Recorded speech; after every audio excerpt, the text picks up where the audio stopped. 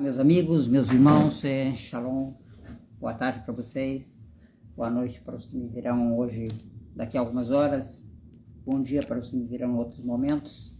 Eu sou o Junei e estou iniciando hoje uma série de palestras e de estudos sobre revelações escondidas no Evangelho de João, pérolas do Evangelho.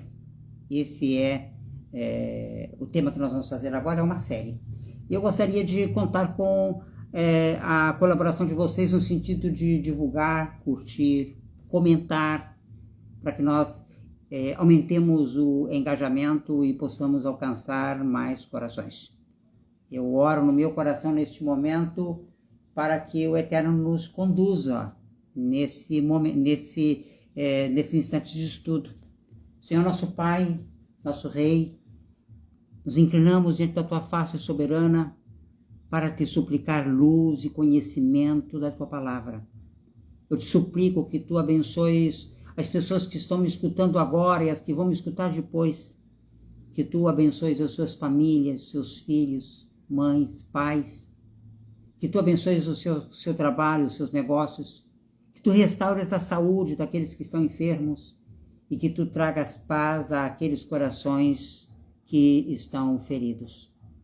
Eu suplico também que neste momento Tu nos guies através da Tua palavra, que sejas Tu a falar aos nossos corações. Em nome do Teu Filho, Messias Yeshua. Amém. Quero aproveitar para saudar aqueles que já entraram aqui. Raquel Coivo, shalom. Bispa, que prazer tê-la aqui com a gente, que o Eterno abençoe a tua comunidade. Irmão Bruno, que o Eterno seja com a tua família, com a tua casa. Irmão Medeiros, shalom também a você. Que cada um de vocês alcance a bênção que está buscando. E que a compreensão da palavra, que é nosso desejo maior, porque se nós não compreendermos a palavra, nós estaremos limitados para servirmos ao Criador, seja ampliada em nossos corações. Pois dito isso, vamos ao nosso tema: a salvação vem dos judeus. Nosso tema orbita em torno do encontro de Yeshua com a mulher samaritana. E já que nós estamos falando do encontro com a mulher samaritana, por que não compreendermos um pouquinho o que são, de fato, os samaritanos? Eles se apresentam como filhos de Israel e se apresentavam assim nos dias de Yeshua. Mas é preciso considerar que nem sempre as coisas foram dessa maneira. Eu convido-vos a buscar nas vossas Bíblias o livro de 2 Reis, capítulo 17, 22 ao 23. E ali nós vamos ver sobre a origem dos samaritanos, como começou a comunidade samaritana em Israel. É bom lembrar que antes do episódio que nós vamos ver agora, de 2 Reis, capítulo 17, samaritano é um termo mencionado uma única vez nas Escrituras e fazia referência aos habitantes do norte de Israel, especialmente aqueles que moravam próximo ao Monte Gerizim e a Shomeron, que era a antiga Samaria, a capital do reino do norte de Israel. E falando disso, eles pecaram muito. Andaram em todos os caminhos de idolatria de Jeroboão, imitaram os seus reis na prática do mal, e por causa disso o Eterno se irou contra os samaritanos. E a descrição do Tanakh, do Primeiro Testamento da Bíblia, é a seguinte: também fizeram passar pelo fogo os seus filhos e suas filhas, e deram-se a adivinhações, 2 Reis 17, 17, e criaram para si agoiros, e venderam-se para fazer o que parecia mal aos olhos de Jeová, do Senhor, para o provocarem a ira. Pelo que o Eterno muito se indignou contra Israel e os tirou de diante de sua face, nada mais ficando senão a tribo de Judá. Aqui nos ajuda a compreender um pouco essa separação entre as duas casas, a casa de Israel e a casa de Judá, o Eterno se irou primeiro com a casa de Israel e a levou para o exílio, e na Terra Santa ficou apenas a casa de Judá. Ok, nós vamos agora para o versículo 22, por uma questão de tempo. Assim andaram os filhos de Israel em todos os pecados que Jeroboão tinha feito, e nunca se apartaram deles, até que Jeová tirou a Israel de diante de sua presença. Jeová é o nome do Eterno em hebraico. Isso pode ser demonstrado por inúmeros documentos, de maneira que os nossos amigos, quando dizem Jeová, não estão tão distantes. É apenas a questão do J pelo Yud, pela primeira letra, que corresponde ao I no nosso alfabeto. Diz que o Eterno tirou da sua presença, como falara pelo ministério dos profetas, ou seja, isso foi advertido reiteradas vezes. E o último elemento do capítulo, do versículo 23 de 2 Reis, capítulo 17, declara o seguinte: assim foi Israel transportado da sua terra à Síria, até o dia de hoje. Bom, eu prometi falar sobre a origem dos samaritanos, e eu agora estou falando sobre o fim dos israelitas. Então vamos falar agora dos samaritanos. É que uma coisa está conectada com outra. Quando o Eterno tirou os israelitas da sua terra pela indignidade deles na sua presença, por eles não guardarem os seus mandamentos, por eles adorarem deuses estranhos, por eles sacrificarem seus filhos a Baal, por eles se envolverem com toda a sorte de sortilégios e de abominações, então o Eterno permitiu que o mesmo rei pagão que os levou da sua terra, porque eles não mereciam mais estar nela em virtude da sua idolatria, trouxesse para a terra de Israel outras pessoas de outras terras, os quais seriam depois chamados de samaritanos. Vamos ler o versículo 24.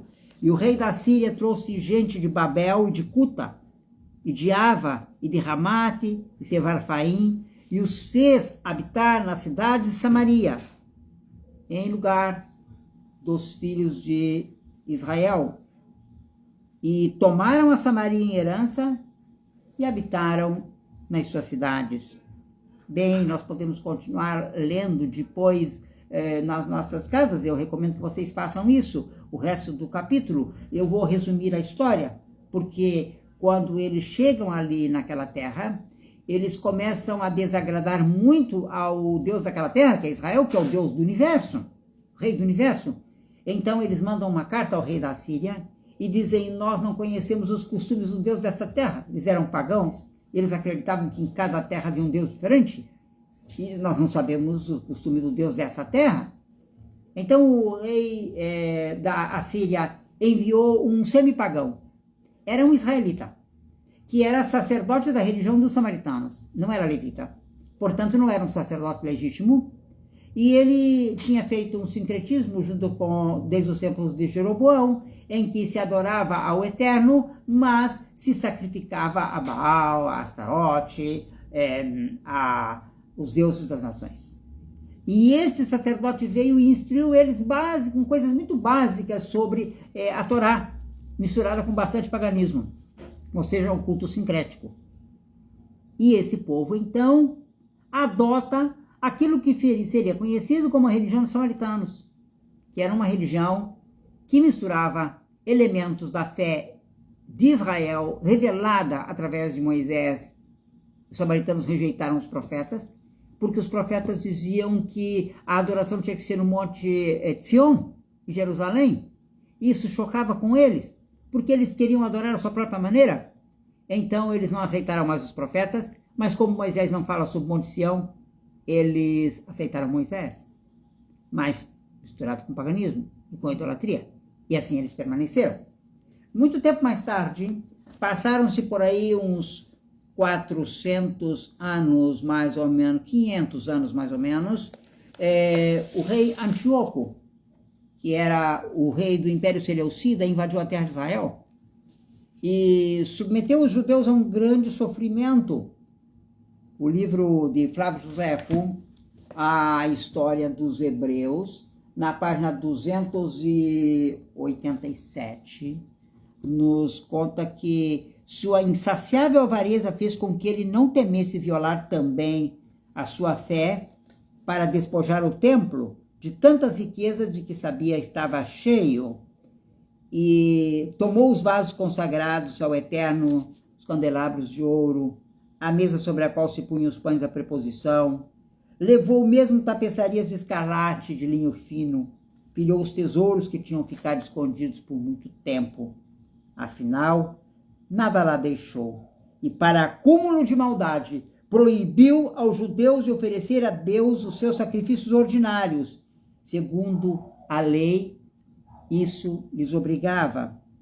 Depois de ter assim saqueado toda a cidade, mandou matar uma parte dos habitantes e fez levar 10.000 escravos com suas mulheres e filhos.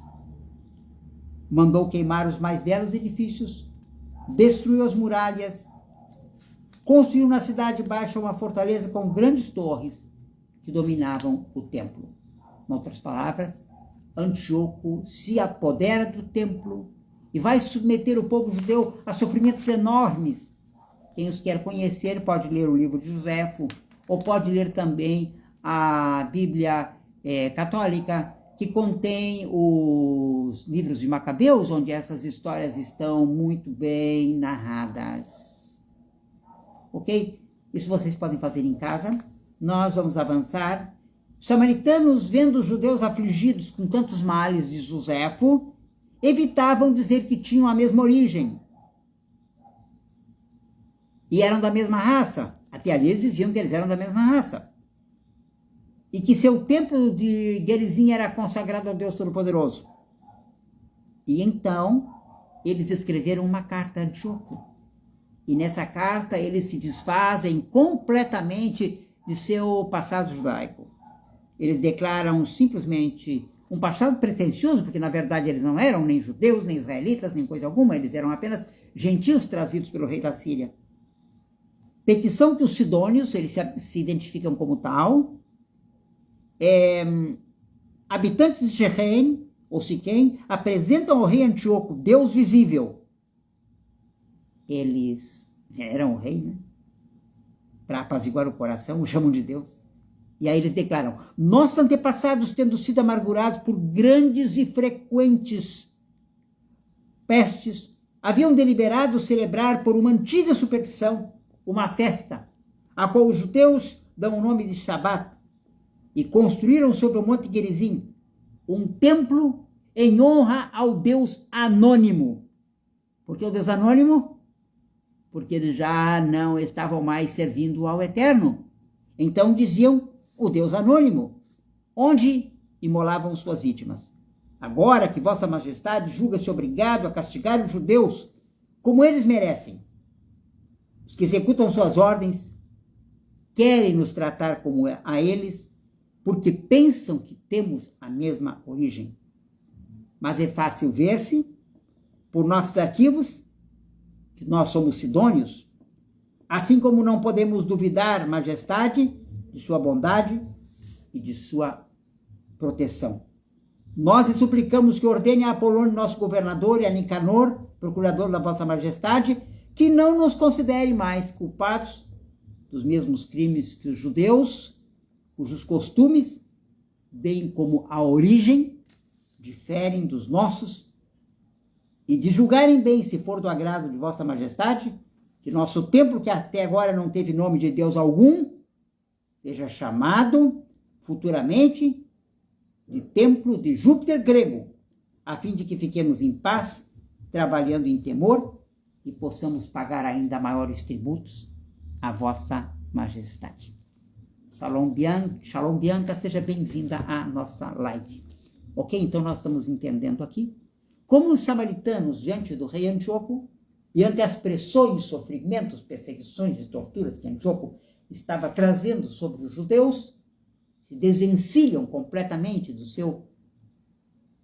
sua conexão com esse povo, dizem não ser judeus, mas serem sidônios, e de terem construído um templo ao Deus anônimo, que doravante consagrariam, se fosse da vontade de Antíoco, ao seu Deus, o Júpiter grego. Essa foi toda a questão. Antíoco, então, abraça aos samaritanos como aliados, como cooperadores na sua política de helenização e paganização da Judéia, e, a consequência disso, os samaritanos passam a ser vistos com muito maus olhos pelos judeus. Lá por volta do ano 110 antes de Mashiach, 108, um comandante Asmoneu, um rei da dinastia dos Macabeus, que havia lutado, a dinastia havia lutado contra os gregos e havia conquistado a independência da Judéia e havia transformado a Judéia num país livre. Então, esse rei decidiu destruir o templo dos samaritanos, o templo de Gerizim, e assim o fez. Então, os samaritanos e judeus passaram a se amar menos ainda, passaram a se aborrecer mais ainda. E o encontro de Yeshua com a mulher samaritana, e agora nós vamos a esse momento, se dá nesse caldo de cultura, de raivas, de ódios, de preconceitos e de lembranças do passado. Lembranças do momento em que os judeus estavam sofrendo e os samaritanos se locupletando com os pagãos, e momento em que, sendo triunfantes os judeus, o templo de Gerizim, que era um templo agora dedicado a Júpiter, e justamente por ser dedicado ao paganismo, termina sendo destruído por Yohanan Hyrcanus, que era o rei judeu da dinastia dos Asmoneus. Isso por volta do ano 110 antes do Messias. De sorte que quando chega o encontro de Yeshua, que acontece lá por volta do ano 27 da nossa era, nós teríamos passado por aí cerca de 130 anos desde o momento que os judeus tinham destruído o templo de Gerizim. E mais ou menos 190 anos, 200 anos desde o momento em que os samaritanos haviam se mancomunado com os pagãos em favor do paganismo e contra Israel e contra os judeus. Então vocês não podem esperar um encontro muito agradável entre o judeu que está indo a Sichar, ou Shechem, que era a cidade onde Jacó habitou com sua família. Inclusive foi ali que houve a tragédia do estupro de sua filha Diná, por parte do rei de Shechem. E foi ali que Jacó fixou morada, ele fez um poço. E ele inaugurou o poço dando de beber às suas mulheres, às suas crianças e depois aos seus animais. E Yeshua vai para esse poço, ele manda aos seus discípulos comprarem comida em Samaria. E ele vai para o poço por cerca do meio-dia. Ele sabe que alguém vai vir buscar água. E normalmente quem vem buscar água ao meio-dia são as mulheres.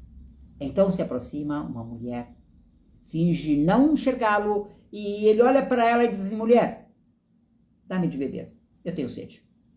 Então a mulher fica muito surpresa e diz: mas senhor, como é que você, sendo judeu, pedes de beber a mim, que sou uma mulher samaritana? Judeus e samaritanos, eles eram adversários religiosos, mais ou menos como no passado os protestantes e os judeus, e não se dava, os católicos não se davam lá muito bem. E eles eram capazes de comprar coisa um do outro, mas pedir favor? Jamais. E Yeshua está pedindo um favor. Então ele está quebrando um paradigma. E a mulher pergunta: como? Como é possível isso? Então Yeshua vai dizer assim para ela: olha, mulher, se tu soubesse quem é que está te pedindo água, tu lhe pedirias, eu te daria água da vida. Mas sobre isso nós vamos falar em outra live. Jorge para a vida eterna.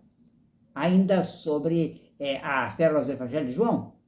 Vamos ficar agora com o momento do diálogo em que ela quase que se esquece de dar água para ele. A Escritura não narra se ela deu água ou não deu. Portanto, fica a imaginação aberta para que nós fechemos a história como nos pareça bem. O certo é que ela traz um elemento da religião para ser discutido. Qual é o elemento? O Monte Sião e o Monte Gerizim. O Monte Gerizim era o monte onde Moisés tinha proferido as bênçãos. Então os samaritanos acharam que esse era o monte certo para edificar o santuário.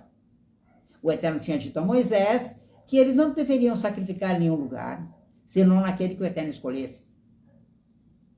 E de acordo com as Escrituras, o Eterno escolheu o Monte Sião nos dias de Davi. E o que acontece então? Pronto, Davi vai e compra de Araruna, o rei daquela localidade, o Monte Sião, e ali ele vai construir o templo, sob orientação divina.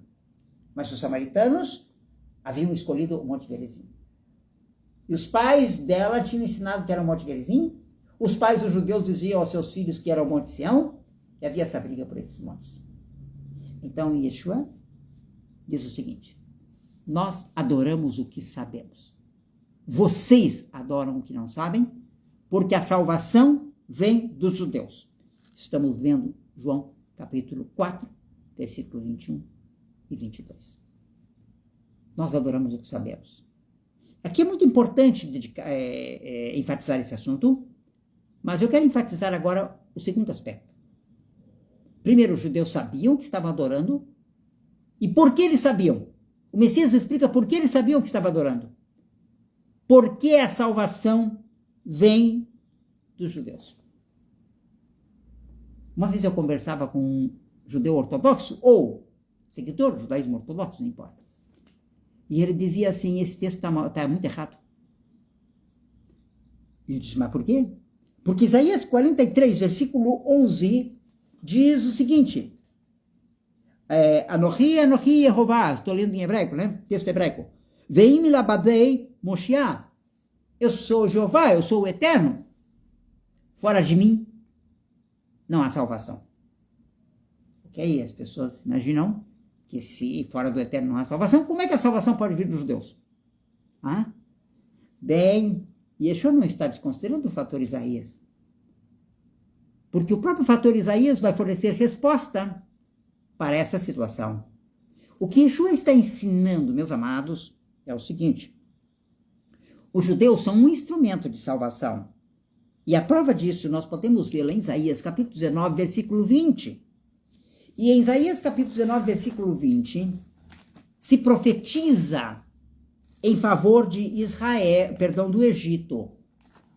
É importante considerar que além de um plano especial revelado para Israel, o Eterno que tem um plano para cada nação, mas revelou o seu plano para Israel. De maneira que nós não podemos afirmar qual é o plano que ele tem para o Brasil ou para o Paraguai, mas nós podemos afirmar qual é o plano que ele tem para Israel.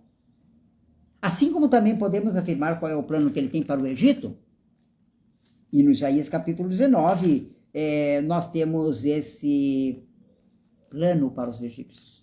O Eterno vai trazer um grande sofrimento sobre o povo do Egito, um sofrimento nunca visto. E a palavra diz no versículo 20 de Isaías 19, e servirá de sinal de testemunho do Senhor dos Exércitos. O Eterno vai ter um templo lá no Egito, um altar, no meio da terra do Egito, está no versículo 19. E ele vai servir de sinal na terra do Egito. Porque ao Senhor clamarão por causa dos opressores, e ele lhes enviará um redentor e um protetor que os libertará. A palavra hebraica aqui para redentor é Moshiach. Então, quando o Eterno diz fora de mim não há Moshiach, ele não quer dizer que ele não use instrumentos de salvação. E Israel aqui é apresentado como instrumento da salvação do Senhor. Como faz falta que nós entendamos isto? Quando Yeshua olha para a mulher samaritana, que não professa a mesma fé e que não pertence ao mesmo povo, nós adoramos o que sabemos. Vocês adoram o que não sabem, porque a salvação vem dos judeus.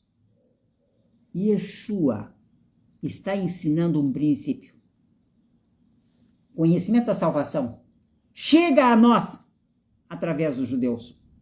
Não só de uma ordem dos judeus e Yeshua, mas de todos os que profetizaram antes sobre a sua vinda, sobre os grandes profetas de Israel.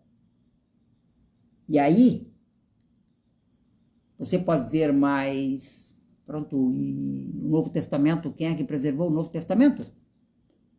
Eu acho que você deveria fazer outra pergunta. quem escreveu o Novo Testamento? Não há um texto do Novo Testamento que não tenha sido escrito por judeus. Então, se a palavra da salvação vem até você, vem através dos judeus. É sobre isso que Yeshua está falando. Naquele momento, ele não está nem sequer falando de si mesmo. Ele não disse a salvação vem de um judeu. A salvação vem dos judeus. Agora, quando Paulo começa a sua epístola aos Romanos, ele vai dizer o seguinte: eu não me envergonho do evangelho da Bessorá, porque é o poder de Deus para a justiça de todo aquele que crê, para a salvação de todo aquele que crê. Primeiro do judeu, depois do grego. Sempre primeiro ao judeu. Claro que em caso de castigo também ao judeu primeiro, porque ele tem mais uso, ele tem mais conhecimento, ele tem mais responsabilidade e, consequentemente, os erros dos judeus custam mais caros do que os erros dos outros povos. Essa é a questão de um Deus justo, um Deus de equidade. Quanto mais privilégio ele te dá, maior responsabilidade você tem. Ok? Agora, em que sentido os judeus são importantes? Romanos capítulo 3, versículo 1 e 2. Shaul faz uma pergunta muito intrigante. Ele pergunta: qual é o papel dos judeus na evangelização dos povos? Qual é a importância deles? Que valor eles têm? E ele faz essa pergunta, é uma pergunta retórica. Ou, perdão, que não é uma pergunta retórica, é uma pergunta para ser respondida. E logo responde. Primeira pergunta. Romanos capítulo 3, versículo 1 e 2. Então temos Romanos 3, 1 e 2. Qual é logo a vantagem do judeu? Ou qual a utilidade da circuncisão?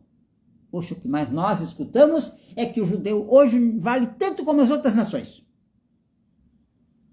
Alguns dizem que não vale nada, né? Esses já são os exagerados. Mas quem está um pouquinho melhor diz que o judeu vale tanto quanto os outros povos. E que a circuncisão é a coisa mais inútil que existe. Shaul está perguntando sobre as duas coisas. Qual é a vantagem, quer dizer, se ele tem, e qual é a utilidade da circuncisão? Era de se esperar, em virtude do pensamento predominante hoje na cristandade, que ele dissesse: nenhuma e nem a outra valem nada.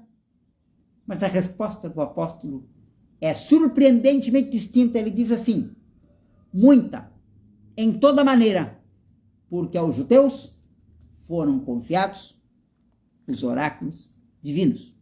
Outra versão diz: primeiramente porque as palavras de Deus lhe foram confiadas. Então, as palavras de Deus, a Davar Elohim, foi confiada aos judeus.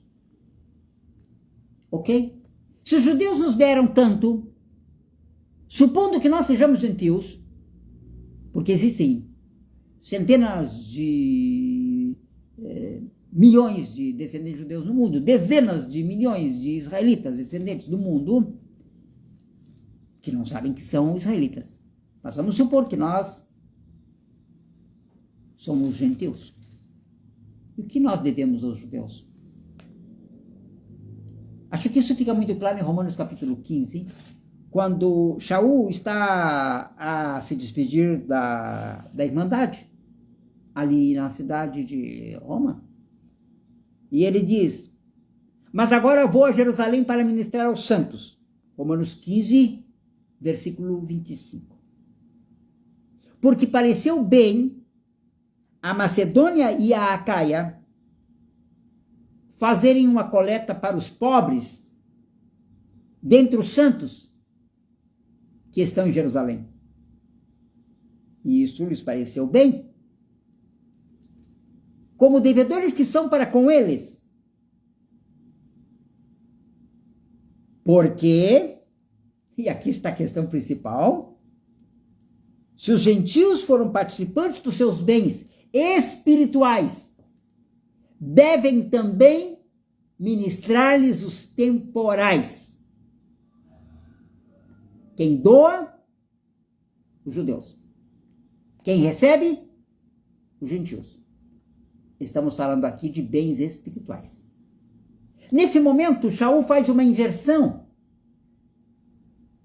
Não dos elementos, mas uma inversão dos doadores. Os gentios estão enviando uma oferta através de Paulo para os santos de Jerusalém, para os pobres de Jerusalém. E eles estão dizendo: nós somos devedores a vocês. Vá lá, Paulo, e avise aos irmãos judeus que nós estamos felizes e agradecidos pelo que eles fizeram por nós. Eles nos deram os bens espirituais. E agora, nesse momento difícil que eles estão passando, nós que somos devedores a eles, estamos enviando muito menos.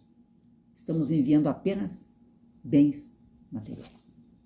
Ah, se esse pensamento ficasse claro na nossa mente, que nós temos dívidas para com o povo dos profetas, para com o povo do Messias, para com o povo que nos legou as Sagradas Escrituras, para com o povo que nos transmitiu os bens espirituais. Claro que você pode dizer assim: não, mas a palavra chegou a mim através do meu pastor, do meu sacerdote, do meu bispo, do meu padre. Eles não eram judeus? Sim, mas eles buscaram essa palavra de onde? De onde eles trouxeram essa palavra? Dos judeus? De maneira que a fonte das águas precisa ser considerada tão ou mais valiosa que o conduto que atrasa até as nossas casas. Porque se não houvesse a fonte, o conduto não serviria de nada. Então nós temos uma fonte da verdade, o povo judeu. Aos judeus foram confiados os oráculos divinos. A salvação vem dos judeus. Então somos devedores a eles. Pensando nisso, eu insto a todos os meus amados que, depois de assistirem esse vídeo, compartilhem aqui no Facebook, no WhatsApp, nas redes sociais. Marquem vossos amigos para que assistam esse vídeo. E eu insto a todos para que nosso pensamento em relação ao povo judeu passe a ser um pensamento de gratidão. O Eterno abençoe a todos. Muito obrigado pela vossa presença. Shalom, shalom.